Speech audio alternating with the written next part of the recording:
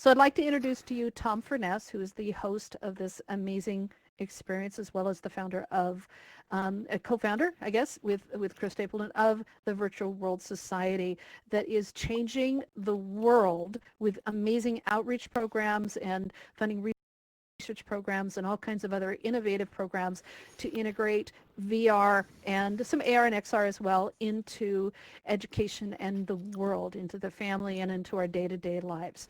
So everybody give it on up for groundbreaking grandfather of VR. Y'all wouldn't be here if it wasn't for the work that Tom Furness did to create those things on your faces. And I don't mean the avatars. He did those devices. So everyone, Tom Furness, go for it. Bless your heart, Laurel. You're wonderful, and what a wonderful and sweet introduction.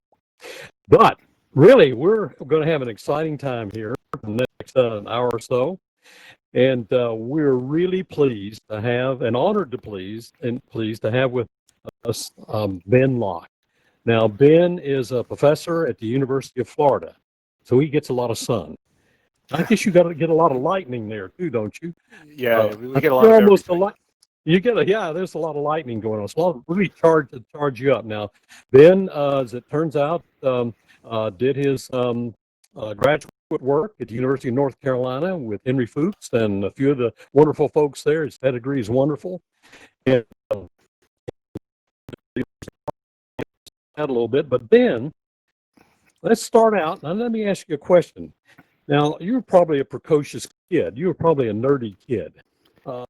About what it was like growing up, what your parents did to help you along the way. Well, my mom says it was painful growing up. I think one of the things that really sticks out to me was, my dad brought home a computer when I was 6 years old, and we had our first personal computer at home, and that was back in 1981. And I remember getting the magazines and being interested in video games, but we had to program them in because you couldn't just go out and buy it. You'd actually have to program your own video games that would come in a magazine. So I've always just been infatuated with computers and computing. And one of the things that was really interesting is how can we use this technology not just for fun and games, but how can we use it to solve real world problems? So ever since I was little, it's always been a passion of mine to see whether this new technology could be used for a variety of good causes. Well, wow. Well, how did you end up going to the University of North Carolina? That's a long way from your home. How did that happen? What was that journey? I grew up in Tulsa, Oklahoma. My dad was moved there because of the oil and gas business, but so I grew up in Oklahoma. So it's interesting. Although I'm Chinese, I can turn on a Southern accent at any time and can surprise people at that. But I went to undergrad at the University of Tulsa, and whenever I was talking to a mentor of mine there, Suji Shinoy, he said, "Well, what would you like to do with in your career?" And I talked to him about my love of having recently tried out virtual reality. I said, well, if I got to do that, that would be amazing. And so he helped me identify the universities that were working in that area. And at University of North Carolina, when I went to visit there, I just had a great experience where I just felt I could thrive there, right? The people that I met, the projects they were working on really resonated with what I was interested in. And I was fortunate enough to get to go there and meet just some amazing people. And so I always, one thing I always tell people is the mentorship that I got, that really, I think, sets people up for success. So anytime that, I think things happen, I always think back to the people who helped me along the way.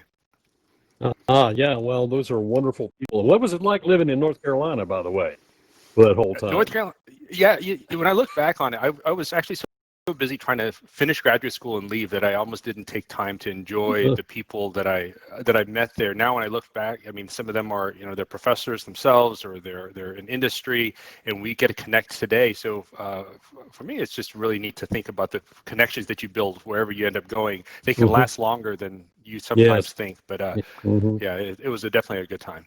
Absolutely. Well, now you made the jump then from the University of North Carolina in Chapel Hill to University of Florida. Now, what made you decide to go there? Well, both places have championship sports teams, so I'm a sports nut, so that always helps. For those of you who are unfamiliar, looking for academic jobs, it's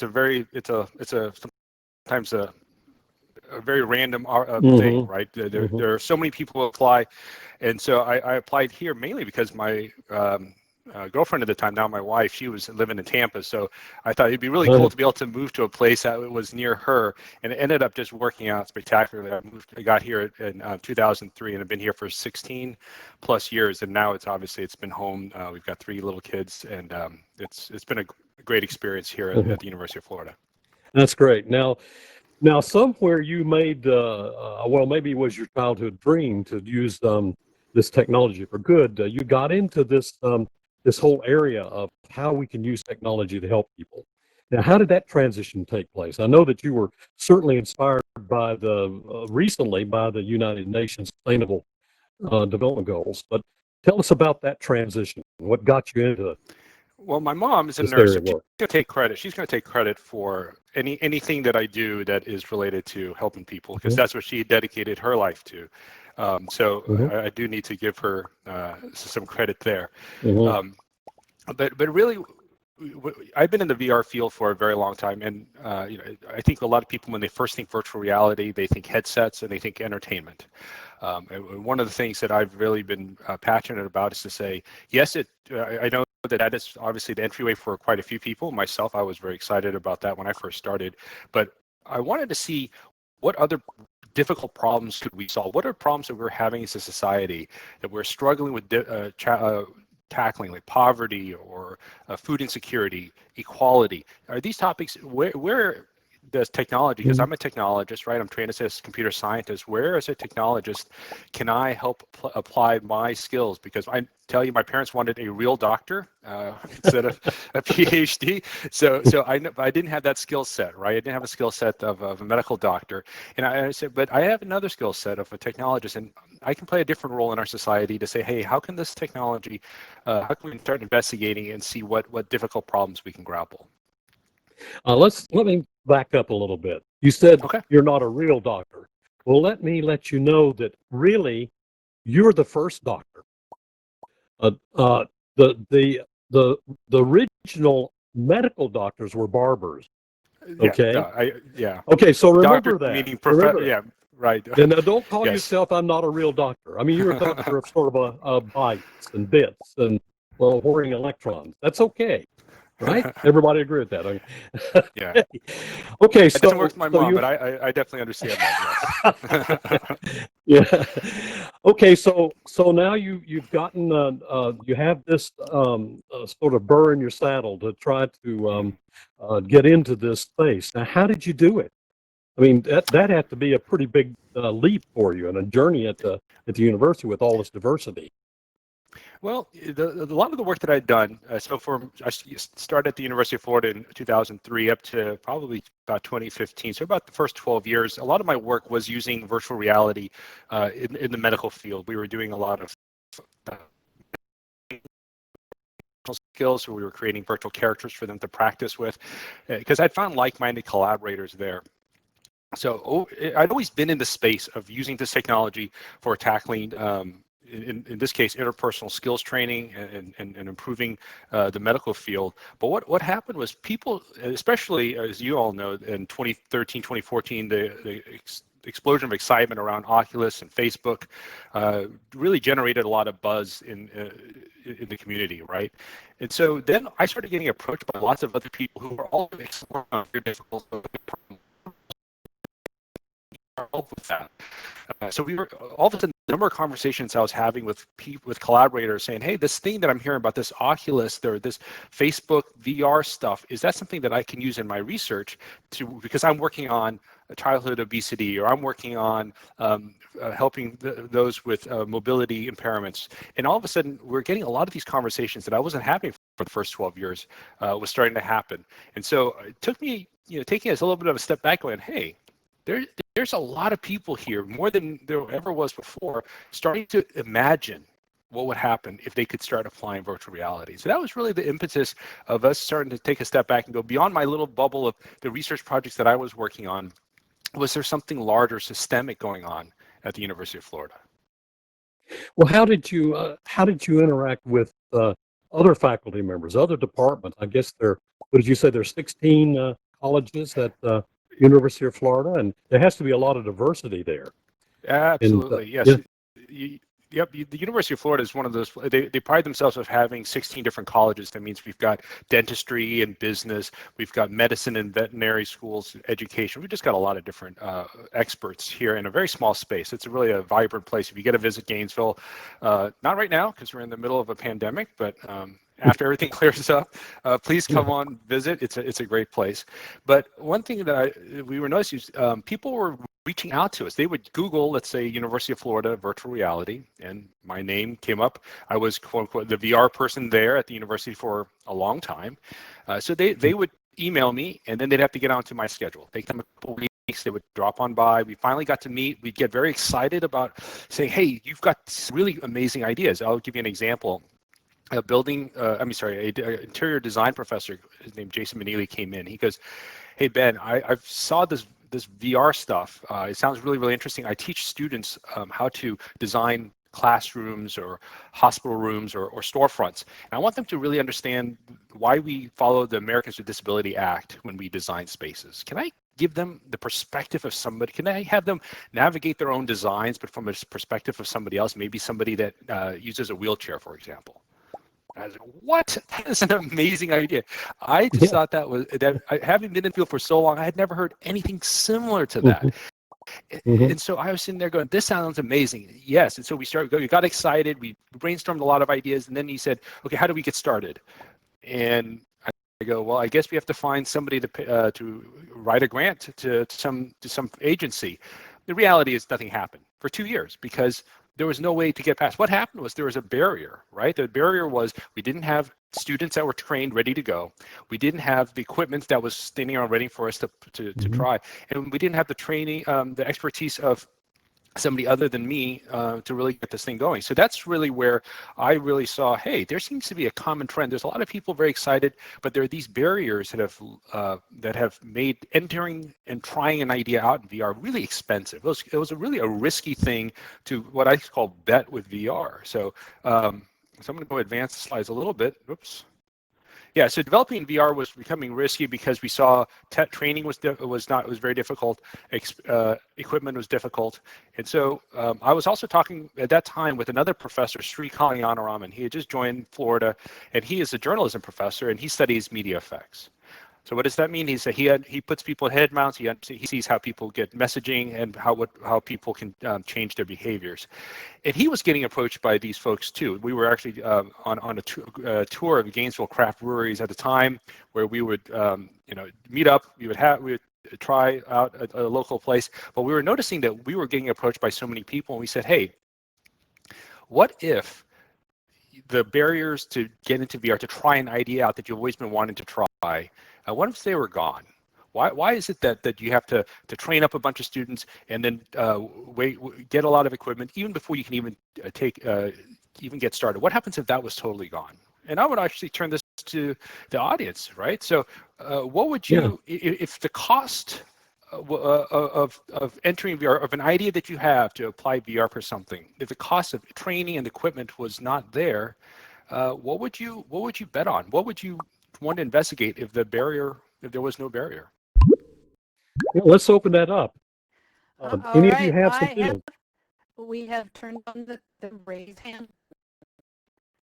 So who's up for the question, please? There's no obstacle, nothing to get in the way. What would you do? What would you want to do? I want to do everything. Could you narrow it down a little bit? Oh, no, don't do that. All right, Slick Rick has an answer. Slick Rick. Okay. Yes, thanks. Can you hear me? Okay, hey. Like if there was no barrier to anything, like even the language and culture, I guess I would take people from all over the world, like especially countries or groups that are fighting, and put individuals together in a shared virtual space so that they can realize that each other are humans, and hopefully actually come to realize that peace is a viable solution. Wow. Wow, that just it gives you chills just to think about that. Yeah. right? So thank you for that. And so the question is, what's stopping you from doing that?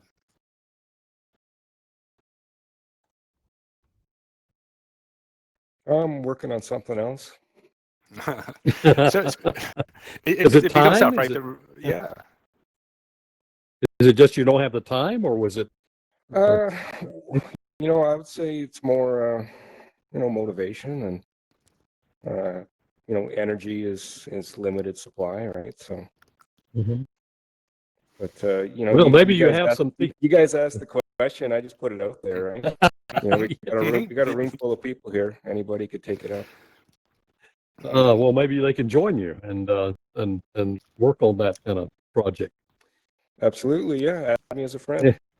Yeah. All Yeah. right, Paul, you have some input on this. You're up.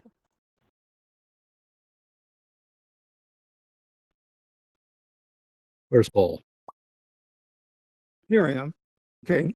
Oh, Yeah, okay. so Hey, in Paul. this current situation with COVID and Black Lives Matter and all the racism stuff going on, I think it would be interesting to do.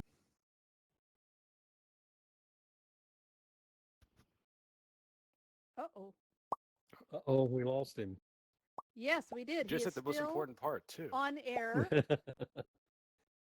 but I think he may have left. All right, let's go to the next one, see if he comes back in. So, Hansi 409, you're up. Hello. You guys Hi. hear me? Mhm. Mm-hmm. Yeah, we can. Yep, we hear you. Well, nope, you hit the, so hold on a second. All right, try again. You need to, don't hit the Harry's hand button a second time. I know I hear you out of the corner of my ear.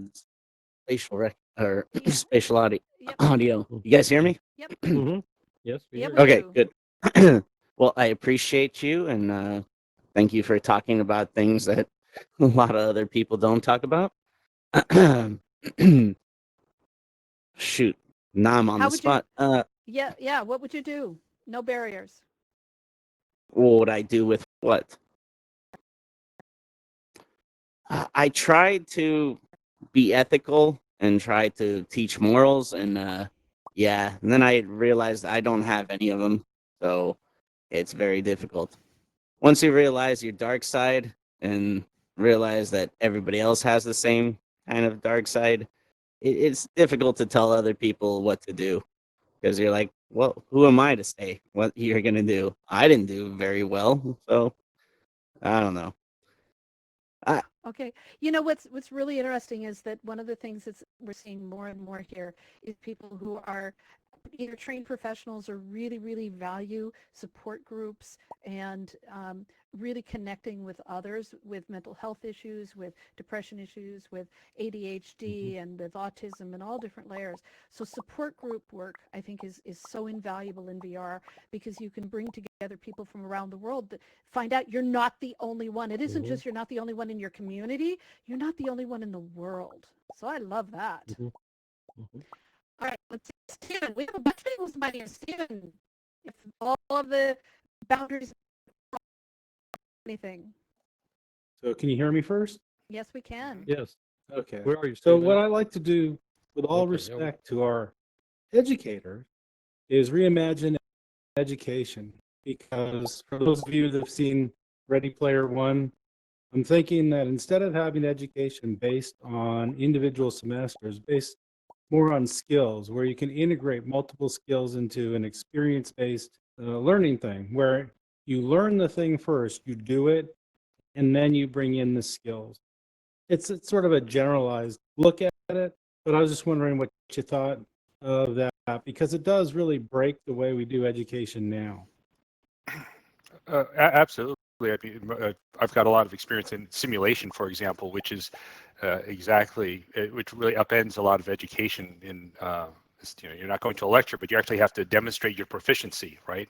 Whether you're in some sort of virtual experience of some kind, whether you're a medical doctor, a medical student working on and demonstrating surgical skills or communication skills, absolutely. And I think that that's going to help us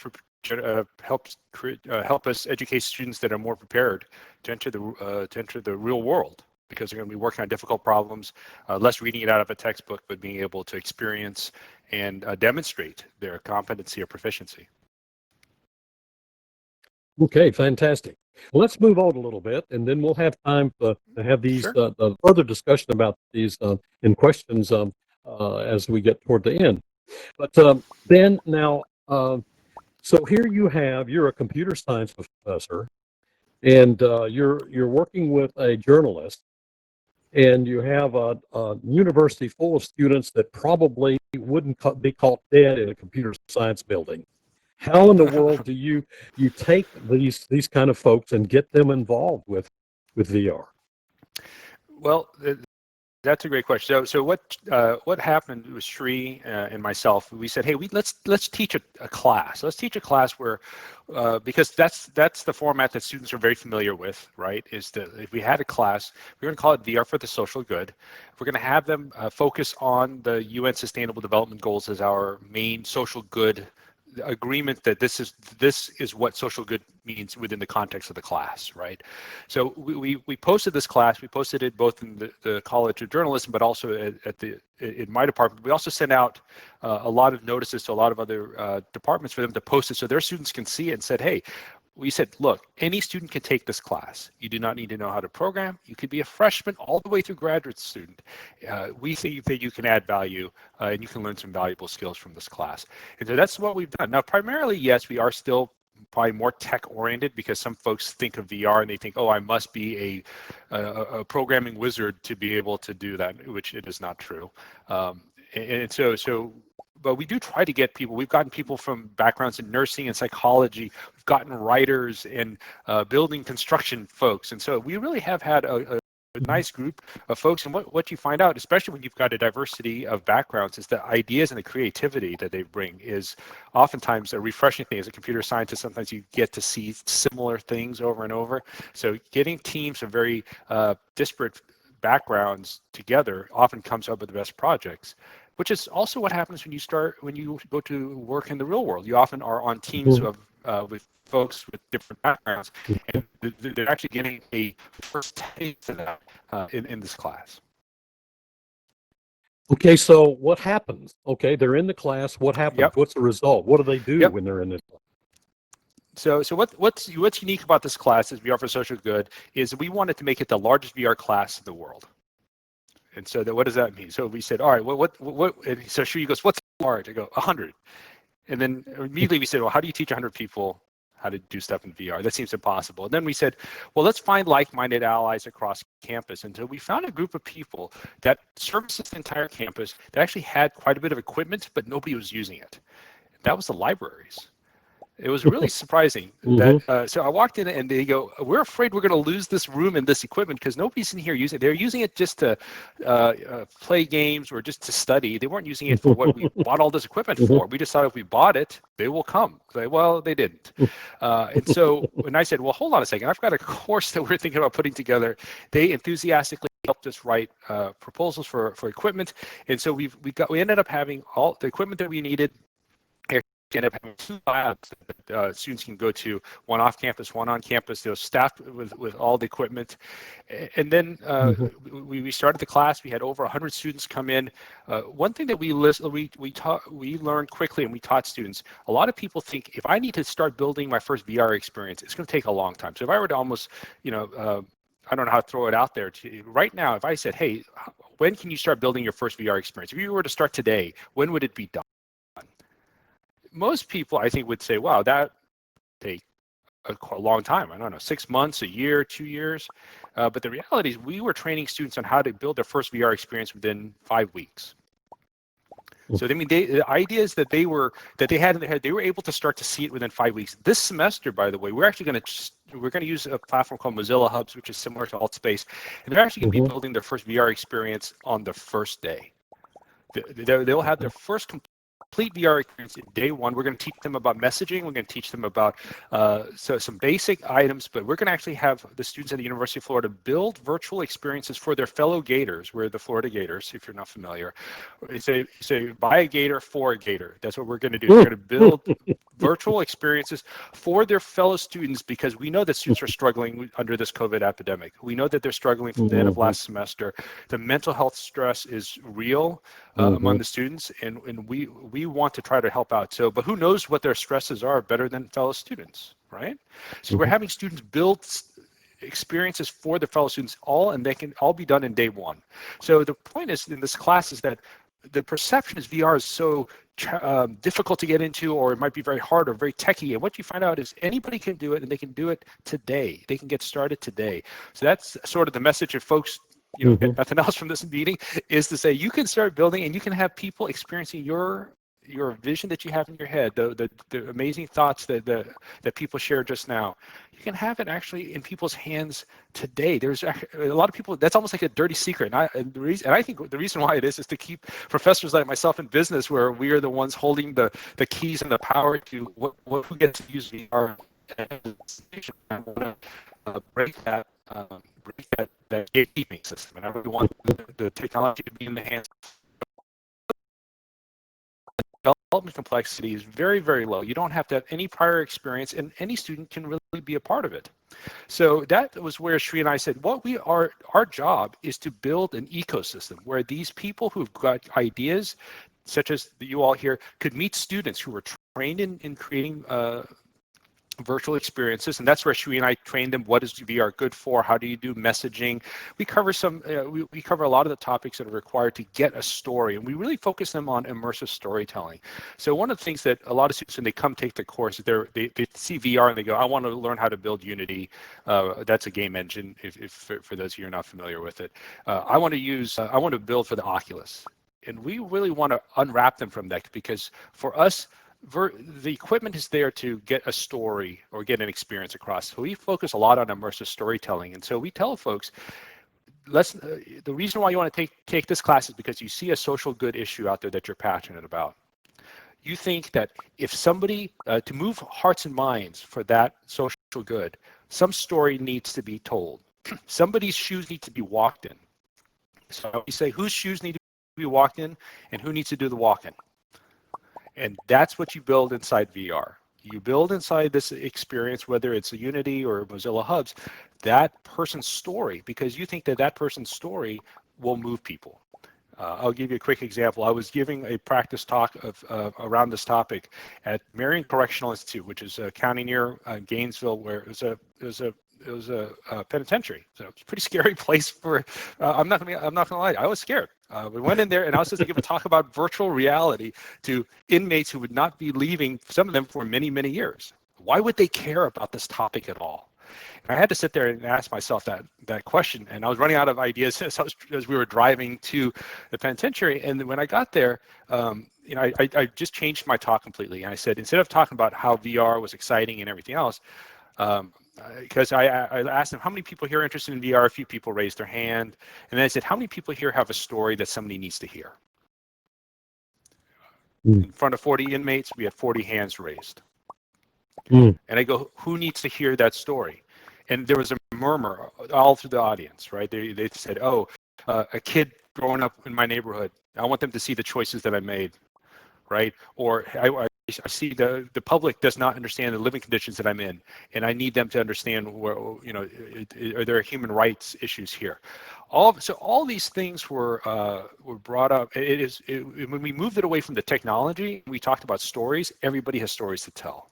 So that's something that I would throw out there, to encourage the audience, is really thinking about these stories that need to be experienced. Whose shoes need to be walked in by other people? Because if you can focus students on that, tell them that that's really what you want to build inside virtual reality. I'm sorry if I'm jumping through. Yeah, so we were saying you can start creating today, and everybody here, I want us to transform folks from being a consumer of VR to being a VR creator. I think it's not too different than when video cameras, when I was growing up, a video camera was an unusual thing, right? So anytime you created a video or a movie, it was something that you watched on TV, at a cinema, at a movie theater, right? So for me, I always had to sit around and go, do I want to spend the money to go watch a movie? Nowadays, everybody can publish their own content. Now, granted, there's a huge range in quality of the content, but now everybody has that access. But and so that's what I would like to see for VR, because if more and more people get to imagine and dream, I think a lot of you all are working on some very difficult problems. And if you had this capability and you could get this in people's hands, I suspect a lot of you probably just don't know that it's possible to start doing this today and have it in people's hands later today. That's a powerful notion. I wanted to come on here and talk to Tom, and you just get the message on out there that's saying, yes, this is possible. We actually make all of our materials for our classes available online. This semester, we've gone from Unity to Mozilla Hub. So again, this is a social online platform where we can start building on day one. We're going to be having, I think this semester we're having about 80 plus students. It's a little harder because it's all going to be via it's remote teaching for us. We're going to have 80 plus projects. You're going to have 80 rooms that are going to be created by students for other students on day one. And matter of fact, every week they're going to create a room. So by the end of the semester, we'll have probably close to 1,000 VR experiences created from just one class. We're going to make all the materials. We have made all the previous materials online. We're going to make it available online to you all. So if you want to replicate it there at your home or at your school, it's all freely available. Shri and I have been very fortunate to go give talks at a variety of universities, and just been so excited to see other places that have wanted to take bits and pieces or the whole thing if you want. All we ask is that if you do that, teach us what you learned from it so we can make our class better. So just reach back on out to us and let us know. So if you have a social good that makes your heart sing and you want to tackle it, sometimes it feels that something about conflict, like, wow, what can I do about conflict? Well, I really think you can do a lot, even though you might be in a place where that's remote from the conflict. But like you said, if you were to create these virtual experiences, for example, with Mozilla Hubs, it's actually just a web link that you could send to people, and they can start going through it and meeting other people. So if you were to send or an alt space VR link, you could send that to two different people that you know are in conflict, and they could actually meet up in a space. Obviously, there needs to be some safeguards and some things around it, and that's the difficult work for you to think about. But it is very possible to be done, and you don't have to pay a lot. You don't have to have a team of 500 developers to realize your dream. And I think that's the exciting part, because if all of us can imagine, I suspect that we are going to see where VR can help us tackle some problems that before it was just too risky to bet to go into. But now that we find out that we can, now we can move the needle on some very big issues. Wow, Ben, that's wonderful. And I think I heard you say before that one of the things we want to do, and especially said you want to do, is get out of the way, so that you are not, because of the bar to entry is actually going way down. Right. And the more that you can develop these tools, the lower that bar becomes. So now everyone has access to these kinds of tools. And back to your original question, what if there were no barriers? What could you do? Now you've given us a call to action that we don't have any excuses anymore, right? Except for the fact that we may not have access. We may not have the technology to put on our heads or whatever to do this. But since the costs are coming down, and so how would you, what would you recommend then for this community, the Virtual World Society, educators in VR? What do you see in your sort of crystal ball that would be the best thing that we could do? Is these organizations, and obviously the members of the organization was really make it, what should we be doing right now to make these kind of dreams come true? Well, I think you're doing a lot of great outreach already to just let folks know that they are part of the VR community. I think, again, are they consumers or are they creators? And that's a very important concept, because when you're a consumer, you become very passive for the most part, right? You feel, hey, the advances that are going to happen are just going to happen, and I'm going to have to accept it in some way. But no, you are the inventors of the next wave, and that's the exciting part for me, is that what used to be a very select group, because I happened to get lucky to go to the University of North Carolina, where I happened to connect with pioneers there like Fred Brooks and Henry Fuchs, is that I was there's nothing special about me personally. I just got lucky, right? And so but that's not a very good way to scale up and save and improve the world. So what I think you're doing already is a great job is to let folks know. But I think enabling people to if you held, let's say, workshops where people actually build their first VR experience. Maybe you're inspiring me to say, I'll record our first class that we're going to teach in the fall, that where students are building their first experience in VR.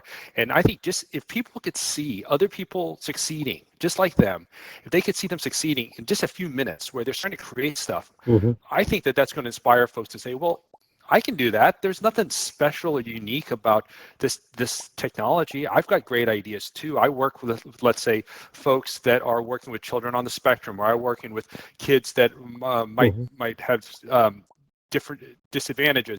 So all of a sudden you can say, like, if you work with these groups, you know the problems best. You don't want to go through somebody like me who does not know the social good as well as you, and then try to explain to me what the issue is, and hopefully I can develop what it is you need. It's much more effective if you, since you know the problems that your group is encountering, or the people you work with are encountering, how can you be the ones architecting the solution? And so that's really the thing that I would say is, again, getting the word out that everybody, this is your platform. The VR is not a bunch of experts that somehow get to tell you what to do. You are the ones that get to develop content, and you have this powerful platform. If you have an idea, let's just do a quick thought example. If you had an idea, you could create something in Mozilla Hubs, for example, and send that link to people all over the world, and they can experience it inside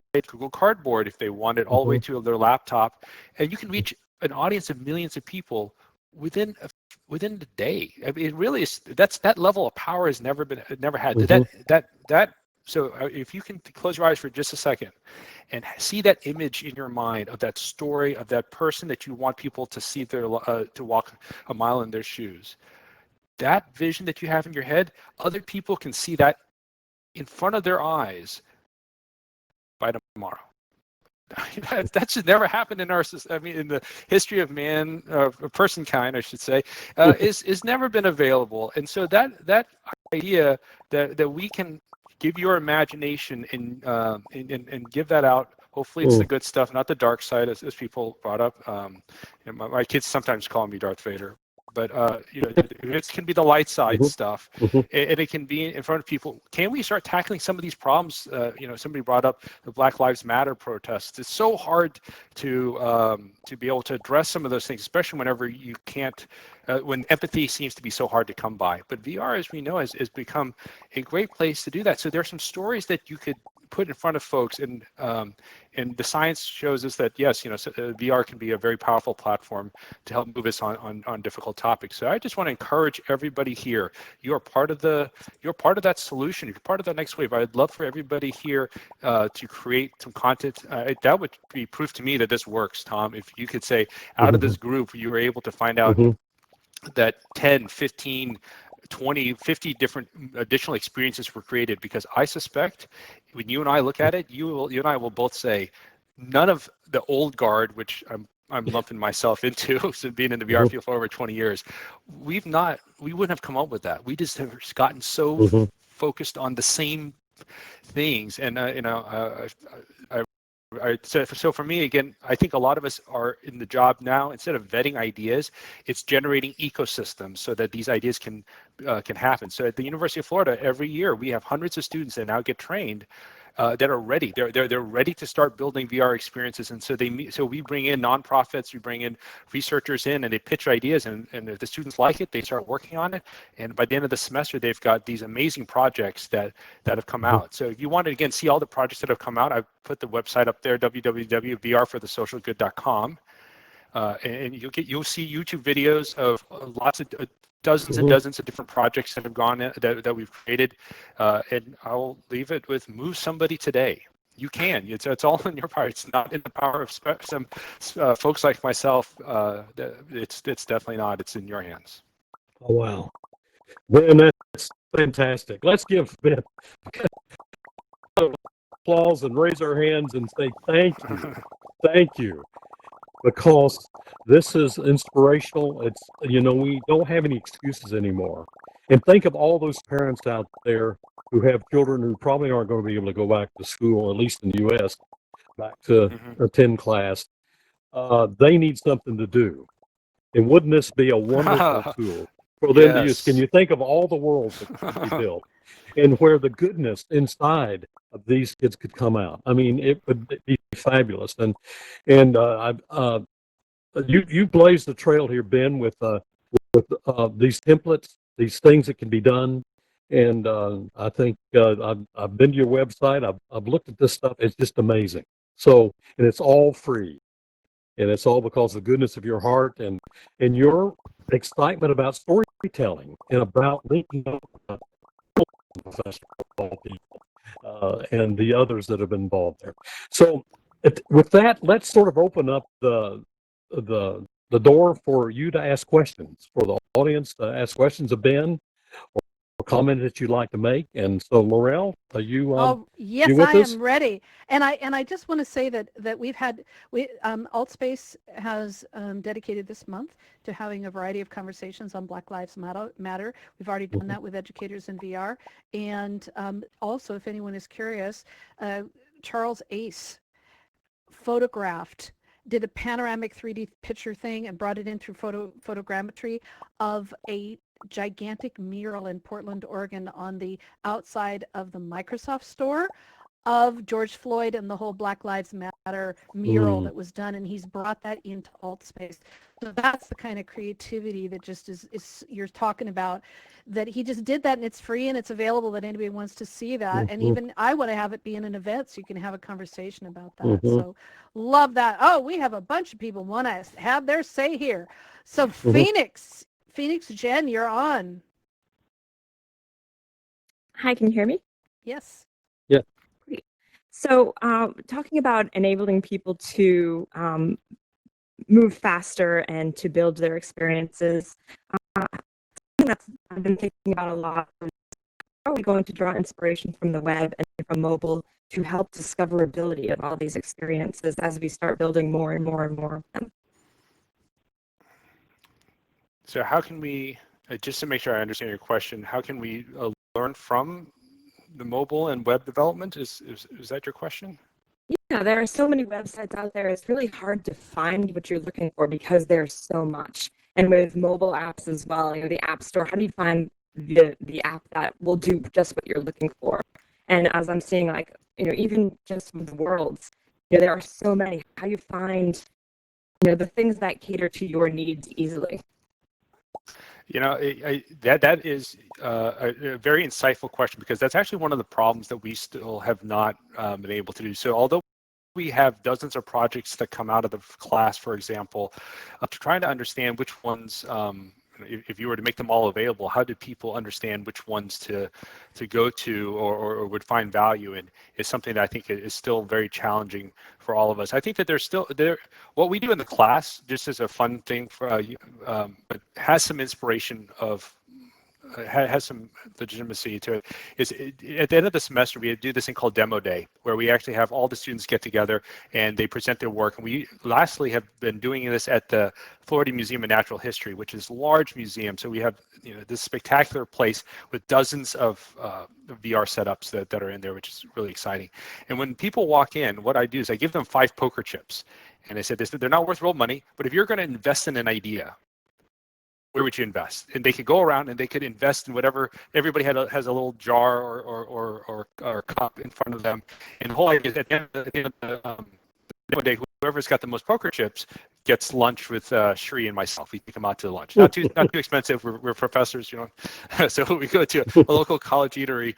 But one thing that's interesting is if you let the community identify where they have value. I think that's one of the challenging parts with a lot of the App Store, with it's just got so much stuff. I find it very important. I'm also an entrepreneur. I've started a company 9 years ago that's still going along. It's called Shadow Health. And one thing I've learned from my entrepreneurial world is that people vote with their money or with their time. And so those are concepts that I think, if, for example, I'm just making this up right on the spot. If you look at the rooms that people could join in AltSpace, what if they were ranked by the amount of time that people spend in them? where they saw value in being in those rooms.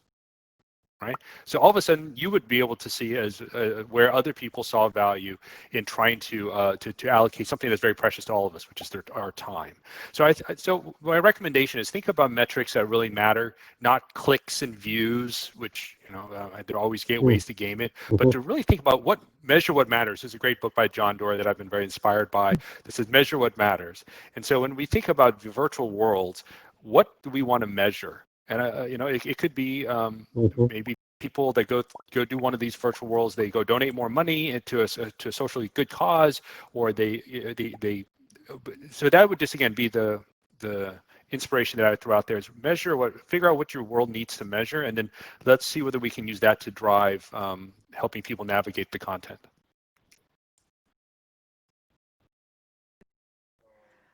All right, that was beautiful. Now, I love this. Gosh, we have so many questions. Timmy, you're up.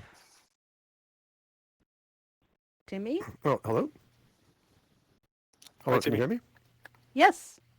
Oh, hello. I didn't actually hit the raise hand thing, but I just want to say I really like the thinking that went with the prison example, because I imagine not everyone in there probably has access to VR yet. Is that what you found when you went there?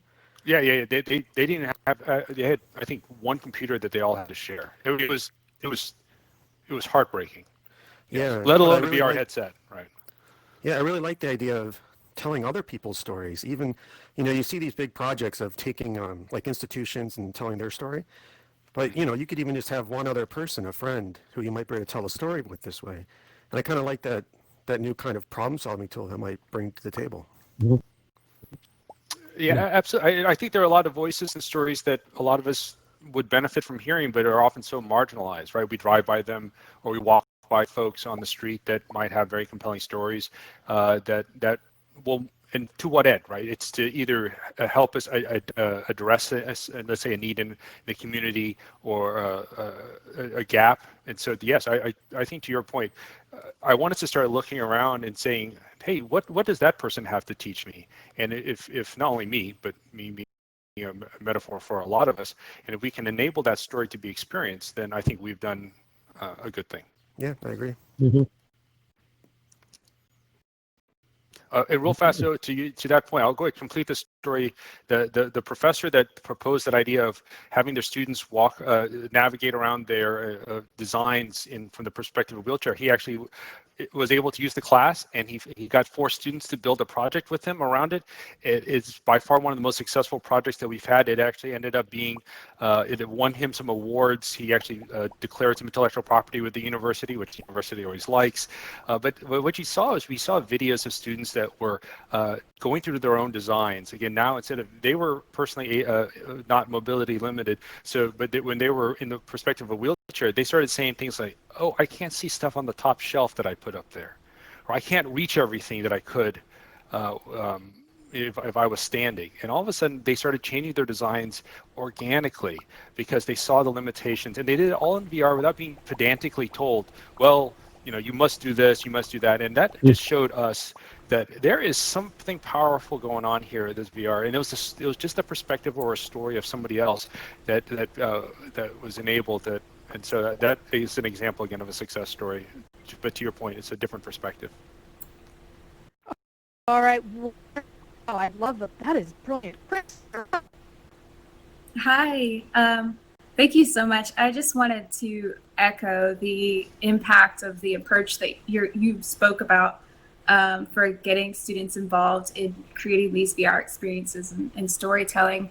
At my university of North Carolina, we actually had a similar approach, and it's what got me into VR. Our School of Media and Journalism cross-listed a class with our computer science department, and it was storytelling with emerging technologies.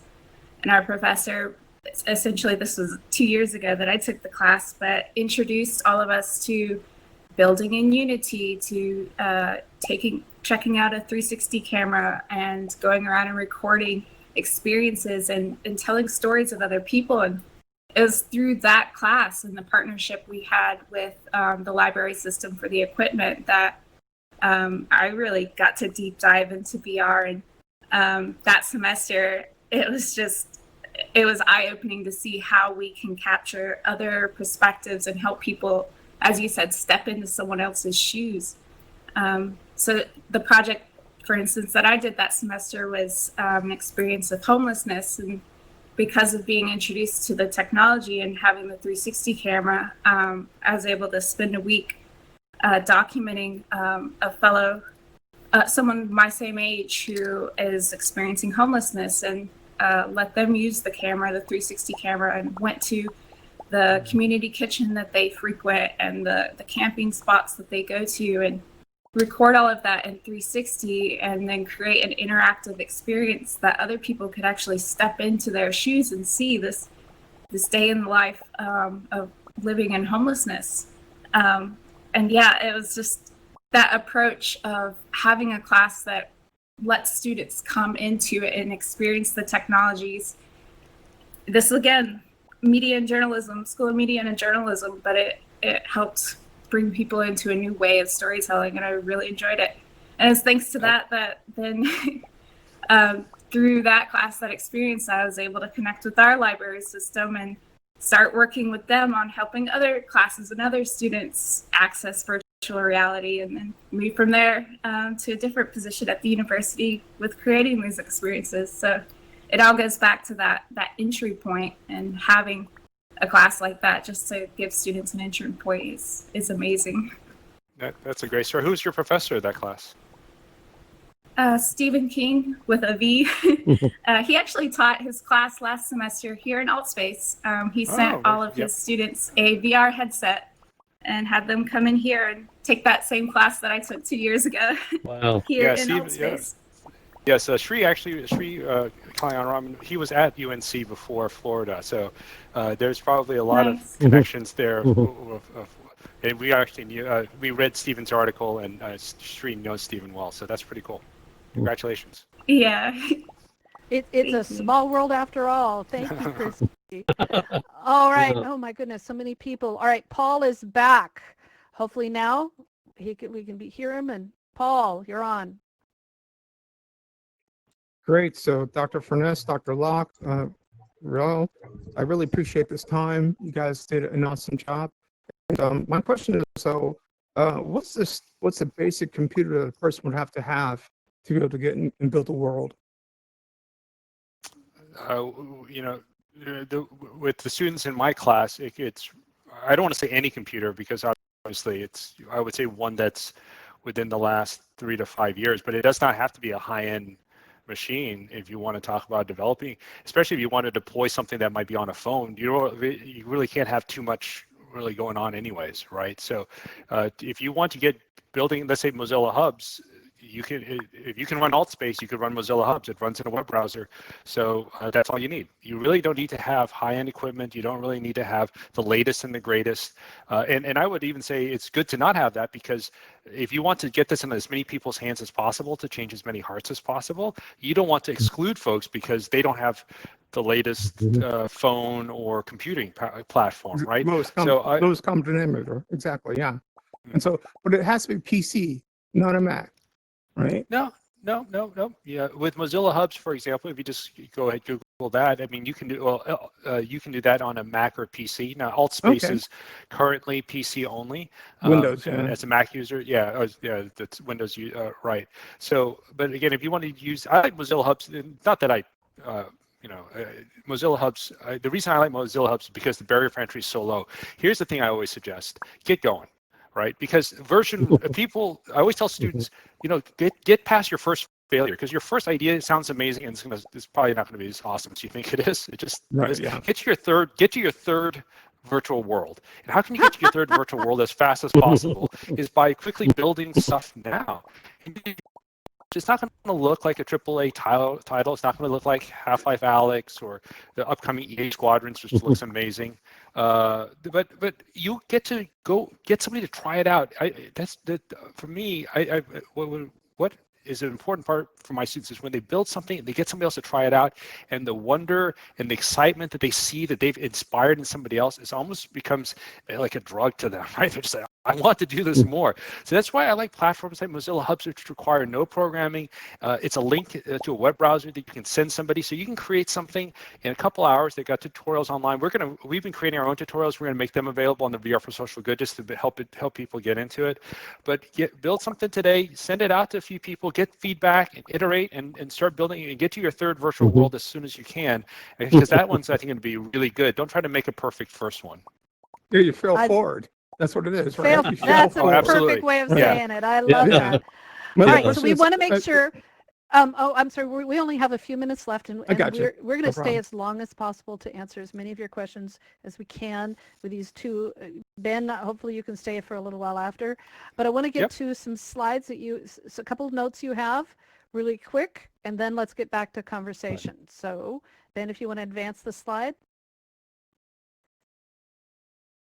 All right, yes. Tom, it's Okay. all Thank yours. you.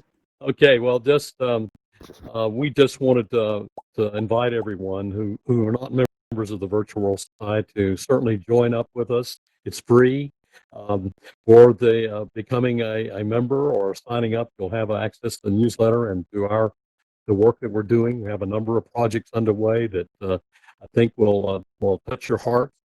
And we're looking, of course, for folks that are really keen to help world make a better reality for people using the technology of our age. And technology is just a tool, but it's a way for us to take what's inside of us out.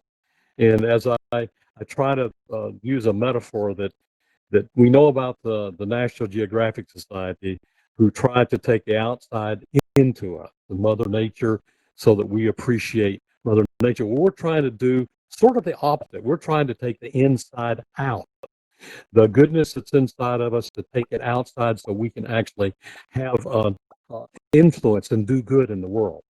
So that's really our objective, to unlock minds and link hearts, and to make the lift humankind. So here you see there are a number of things underway. Just go to Virtual World Society, one word, .org, and see what's going on and sign up. We do have a number of these other folks that will follow Ben. Our next one is in 1 month. Hopefully we're going to do this every 2 weeks, but it turns out our guest for next time in 2 weeks, Brenda Laurel, who is a pioneer certainly in VR and using technology for good. She had her she was in an accident, so she is sort of laid up a little bit now. So we'll be thinking about her, and so we decided to take that time off, and then another 2 weeks, another 2 weeks, 4 weeks from now, we'll have Dr. Jackie Morey speak to us, who is certainly a pioneer in education in VR. So be sure to tune in for that. So thank you for coming. We will hang around for a while, Ben and I, and who would like to stay. And Laurel, thank you for your assistance, and my colleague Chris Stapleton, and Steve Lewis, and Matt Cook, all of these folks who've made it possible. Mark, where'd Mark go? He's over on the side here near the clock. Thank you, Mark, for your help and support. And Donna, I see, Donna's up in the sky here. Donna, thank you for all your help too. So it's a wonderful team. We love our relationship with educators in VR, and especially you and coming to attend. So you guys are wonderful. So we'll be happy to carry on. And are you going to still moderate the questions, Laurel? Or are you going Absolutely. to just turn it over? Okay. All right, absolutely, because we do have 2 rooms stuffed with people, so we can't unmute everybody and have a conversation with you because we have 2 rooms. We got to 3 rooms. It was a little exciting for that room 3. Wow. So thank you for everyone who was in room 3, who had quite the adventure. All right, so please, we're going to go through the question queue. Please use the raise hand, and we will go for, a little while longer, and let's see what happens here. All right. So next up is Alexander. Alexander, you're on. Alexander? You mean? Yes, we can. Yes. Go for it. Okay, yeah. So I just wanted to share some years, you asking area, right? So, and just, to count on the topic of how it's to be old or to be a child or to be a dog or we're not thinking only about humans. We should also think about animals. So how do they feel? What might be even a plant in a forest? So you can find creatures, every living thing in the world. Be like a dog in a town or whatever, so in a city or whatever. Yeah, so that and also to inspire, actually go beyond reality. Something you can go to Mars, can go anywhere. Yeah, so it's you're up to inspire, really let your imagination flow, and I think imagination is a little bit like a muscle. You can train it, so you can get creative the more you do it. And I think in order to solve the world's problems, we need to be very creative.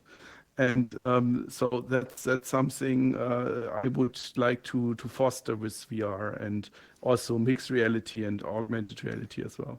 So just want to share these ideas a little bit. Yep. The first semester we taught the class, there was a filmmaker who was very interested in the plight of the sea turtles. In around Florida, it's actually a very important thing. Whenever they hatch on the beach, if there are too many bright lights that are inland, they'll actually the turtles will go the wrong way. So they actually had the experience of, exactly to your point, the shoes to be walked on. In this case, was the flippers of a sea turtle, a newly born sea turtle, and how one could easily be distracted if there were too many bright lights. They couldn't tell which side was the ocean side with the moon versus, let's say, inland side with, let's say, the bright lights. So absolutely, if you have certain, especially environmental causes, seeing the world through eyes of, let's say, non-human can be very powerful. The other thing that's also very powerful is being able to accelerate the future. That's actually something that Shri, my colleague, works on a lot. It's accelerated future. So being able to say, hey, my actions in VR, let me see what would happen if I were to do certain things, and then advance it in time, so you can see the impact of how decisions that we each individually make can add up to be a larger whole. Like, for example, around climate change or other larger problems. So if you have some of these issues that typically would be hard for people to understand in the normal human time scale, VR is actually a very great platform for that. So I would definitely encourage you to continue exploring that. And I'm very let me curious. add something to that too. Oh, go ahead. This Alexander, you've touched on something that's really important about being able to get perspectives. And one of the early worlds we built, and this is back in the 1990 time period, was a forest, a virtual forest. And in the virtual forest, we wanted to show children what it was like, the interaction, the ecology of the environment. And one person will become a tree, would grow up and become a tree, reach out branches and things like that, and take in the sun and use photosynthesis, draw nutrients from the soil, water, so forth. And so one would become a tree. Another one would become a bird and would build a nest and use the branches of the tree in which to live. Another one would be a squirrel that would use the fruit of the tree, an oak tree. And another one would be an earthworm that helped to aerate the soil so that the nutrients and the water get in it. And so the whole idea was that this was not to take the place of a real forest. The idea was for this to help you appreciate the interaction of all these things. And so when you go into a real forest, it changes everything, because now you say, okay, now I understand the importance of all these things happening. One other example is I'm currently working on a project with the astrobiology, marine biology, psychology, and computer science on actually building a virtual octopus. And the whole idea is for us to inhabit the octopus. Now, octopuses are amazing creatures. They have about the mentality of a dog, a little less than a dog, and about 2 year old, the intellectual capacity of a 2 year old. And they only live about 3 to 5 years. But these are amazing creatures. The reason astrobiologists are really interested in this is because this is about as an alien as you can get of a creature upon the earth. It has 9 brains. Each arm has a brain and have a central brain. But what we want to do is figure out, can we communicate with an octopus? So the way we're trying to do that is for us to become an octopus. And then we appear virtually to a real octopus, a living octopus. And now we try to interact with that living octopus and see if we can start exchanging information, like showing the living octopus how to do something, and see if that living octopus can pick up on that. Then in turn, having the living octopus teach up something. So if you watch the movie Arrival, you know, it's sort of it's sort of that sort of in that ilk. But you know, Ben, this is so cool where we're talking about being able to change perspective, walk at the speed of light, doing the things that you talked about, and being able to change time, being able to change Planck's constant. Just think if we went to a planet where we change gravity or Planck's constant, it would completely change, and we would understand. Or as an electrical engineer, I would like to go in a world electromagnetic field and have a divergence and curl meter I could take with me and understand the mathematics of these very complex electromagnetic fields, and you sort of become that. I had fourth graders in Seattle, one of the Seattle schools, call me a few years ago and say they wanted to build virtual frogs, and the reason is so they would keep the ninth graders and 10th graders from dissecting living frogs to see what's on the inside. And they wanted to shrink themselves to 1 inch high to get a frog's eye view of the world. Or then they wanted to shrink themselves to 1 millimeter high and crawl up the frog and go inside and go down and through, come out the other end. And these are all fourth graders who were coming up with these ideas. So yes, Alexander, you've touched on something that is, I think, really important in giving us different perspectives of not only humans, but nature and other animals. Beautiful. Thank you. All right. So, wow. You hit on some of my favorites. Chaos Princess, you are on.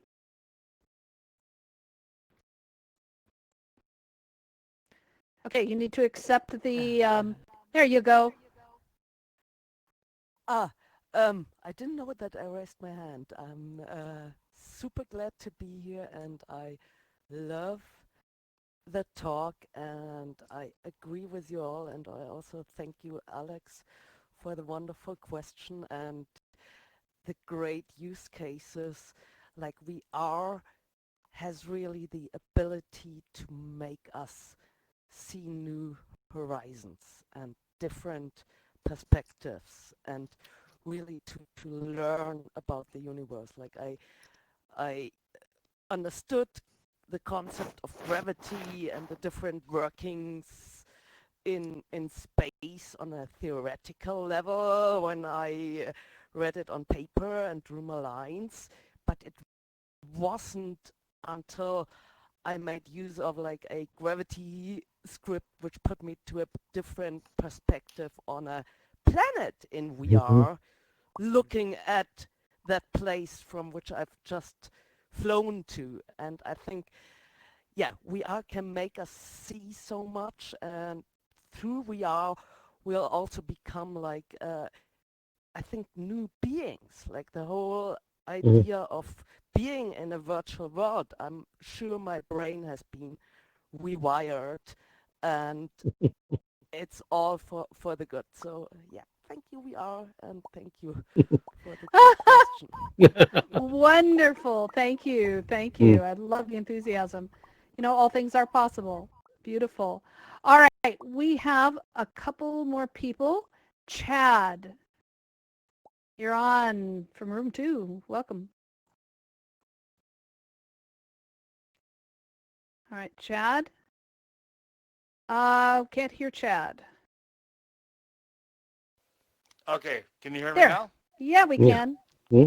Sorry, like I had my microphone on mute, like because I didn't want to like interrupt the conversation like the other guy did. Um, Mhm. like electrical engineering, like I think that's like very interesting, and like do you think that's a trait that's like really gone like to be a lost art? And when I say that, like I'll also ask you like do you like have you ever like Mhm. gone to like amateur radio?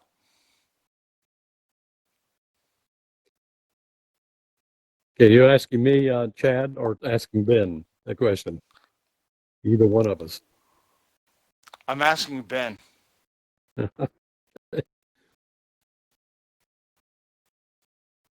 Is Ben still with us? There you are. Ben, you with us? Hold on. Hello, can you hear me? Yeah. Okay. Well, Yeah, yeah. how about this? I'm asking both of you guys. Yeah, I was Go ahead, saying for Ben. me, yeah, I was saying for me, my dad is an electrical engineer, so I think he'd be upset if he thought it was going away. No, I mean, I don't. I think, I think it's electrical engineers, especially when you talk about devices and different equipment. So I don't think, if anything, it's become a more exciting field because of VR. So that would be my first answer to that, Tom. Yeah. Well, I think you brought up amateur radio. Certainly, that's one. When I was growing up, that was also something that was important for budding engineers, where we were making our own radio stations, which is pretty cool, actually. Yeah, And I believe it or not, it still happens today. Like it does, yeah. And so, yeah, I think that what's happening, Chad, I think is really there's now a blending of engineering. Our classical silos that we had before: computer science, electrical engineering, mechanical engineering, bioengineering, all of these things, are now the boundaries are sort of, not as clear as they were before, because you now have mechatronics. everything is mixed together. That's right. And so that's the interesting thing, I believe, is what's happening is that we need to do away with these silos. And because, who owns nanotechnology? The mechanical engineers say, well, they own it. Or the electrical engineers say they own it. Molecular engineers say they own it. So it's we really need to think about it a new way. And I think that's what's changing. I don't think that electrical engineering is going away, nor all these other engineering, but it's just we're going to be calling it different things, and what we study are different. Because I think here we have an example that Ben gave us of a computer scientist working with a journalist in order to create storytelling. So it's about storytelling, which brings all of these other disciplines underneath it to shore it up. So it's what it does, not what it is. And I think that that's what we need to be thinking about. It's what we want to do that's most important, not what we call it. And because virtual reality, who owns virtual reality? I mean, the artists, the musicians, the C++ programmers, all of us own these VR, and because it is a tool, and so that's sort of a paradigm shift. I think the way we think about these classical disciplines. Like my final question, and I hope you don't like mind me asking one final question. Are you actually licensed as like an amateur radio operator? The only reason I ask that is because my best friend's dad, when I was growing up, like he was an electrical engineer, like, and he collected all the QRZ magazines and everything. He would look at diagrams, of radios, and like, but he never did it. He never like got on the air. Have you ever done that? Well, I have to say I never was an amateur radio operator. but I was an experimenter in that what I did was made a lot. When I was, a youngster, I was making electronics, and I built a rocket telemetry system that was for my science project in high school. So, I mean, I've been tinkering around with electronics from day one. And when I was working for the Department of Defense, uh, basically I took this whole notion of virtual images to create this technology that we were seeing today, we're actually using today. And so it all came from my tinkering. And I think the same is true with what Ben was saying. Basically he programming these games from day one, and almost. And as a child, and that led to all of these other things unfolding in his life. Yeah, I would agree. I think sometimes when you tinker and you explore just for the fun of exploring, that's where a lot of growth can happen, right? Mm-hmm.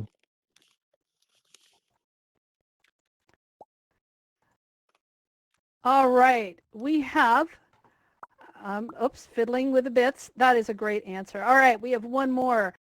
Hunshi, there you go. You're the last one up. Make it good. Make it good. No pressure. Hey, again, not to be cliche or anything, I appreciate your ideas and your perspectives.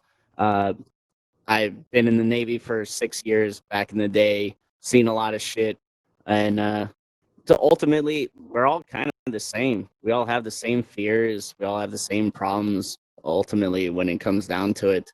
And so I'm just trying to say, hey, why can't we get along? We're all going to go through the same thing. We all don't like death. It's going to happen. Too bad. But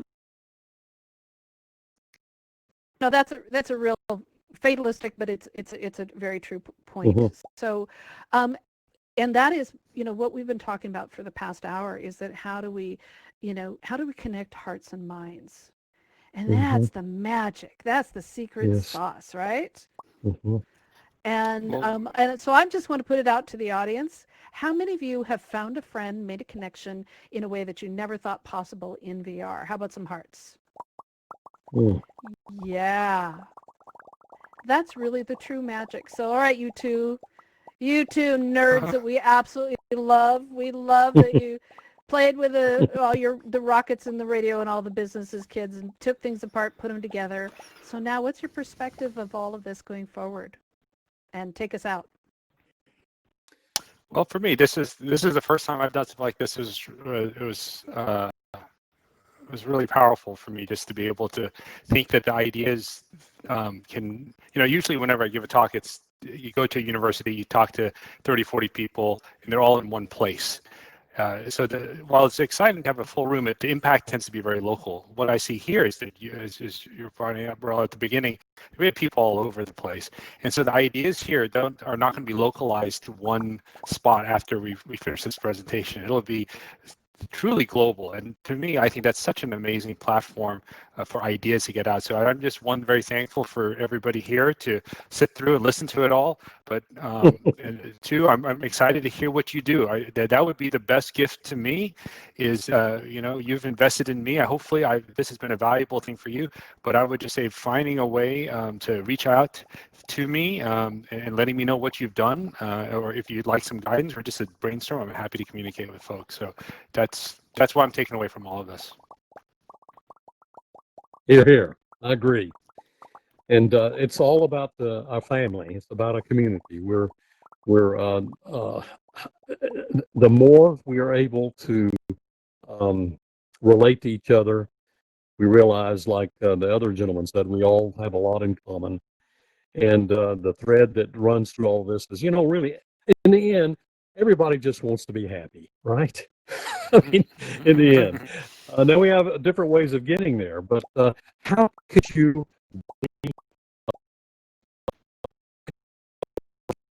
be happy?